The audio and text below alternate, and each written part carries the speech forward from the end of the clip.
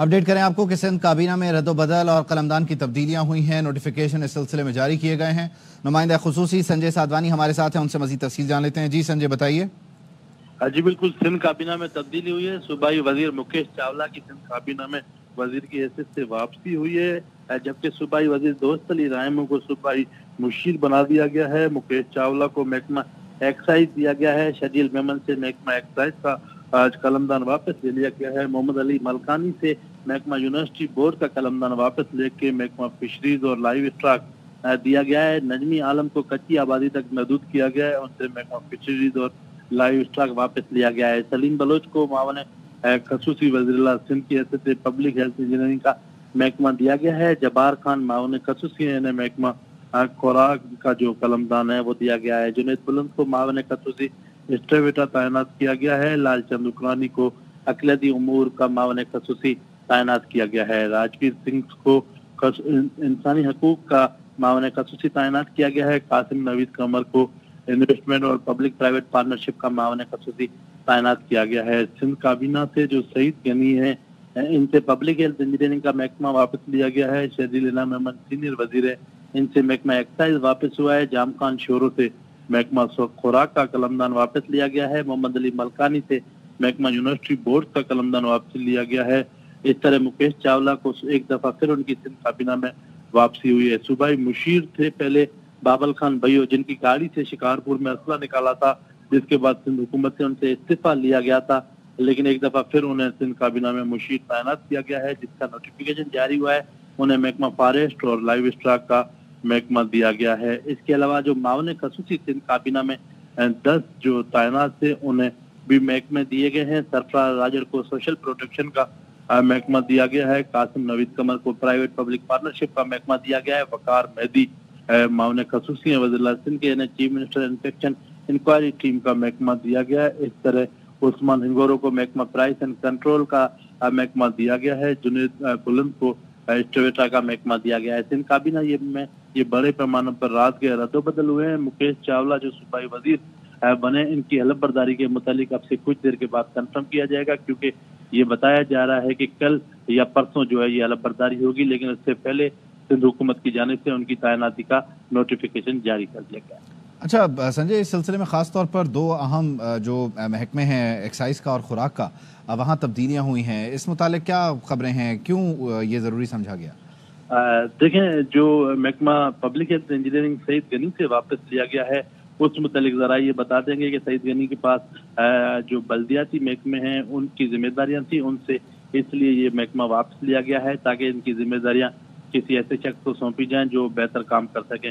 شجیل انعام احمد محکمہ ایکسائز میں اچھا کام کر رہے تھے، لیکن مکیش چاولہ محکمہ ایکسائز کا کافی خاصا اچھا تجربہ رکھتے ہیں، جن کی سندھ کابینہ میں واپسی ہوئی اور انہیں محکمہ ایکسائز کا جو ان کا پرانا قلمدان ہے گزشتہ 15 سال سے انہی کے پاس رہتا ہے، وہ انہیں واپس کیا گیا۔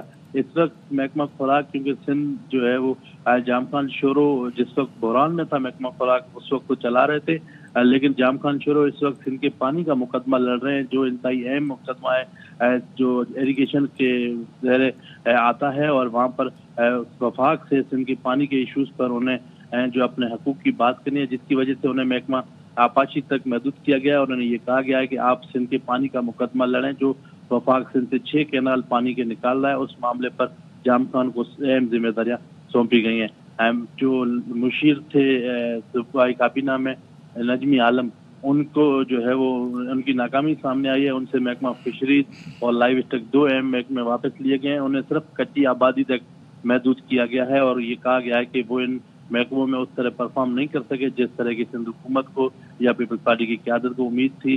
یہ محکمے ان سے واپس لے گئے، محمد علی ملکانی کو دیے گئے ہیں، اور نجمی عالم کو جو ہے وہ صرف کراچی کی کچی آبادی یعنی کراچی تک ہی انہیں محدود کر دیا گیا ہے۔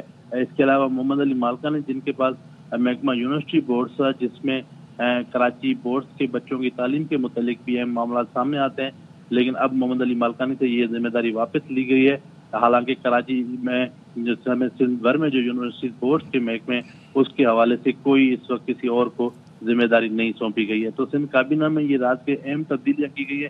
اس وقت بلاول بھٹو زرداری، اس کے علاوہ صدر مملکت آصف علی زرداری اور فریال طاہر इन तीनों ने मुशावरत की। ये तीनों मुश्तरका तौर पर गुज़िश्ता शाम बिलावल हाउस में बैठे, क्योंकि ये तीनों की कराची में मौजूदगी थी और इस मौजूदगी के बाद ये अहम फैसले किए गए हैं।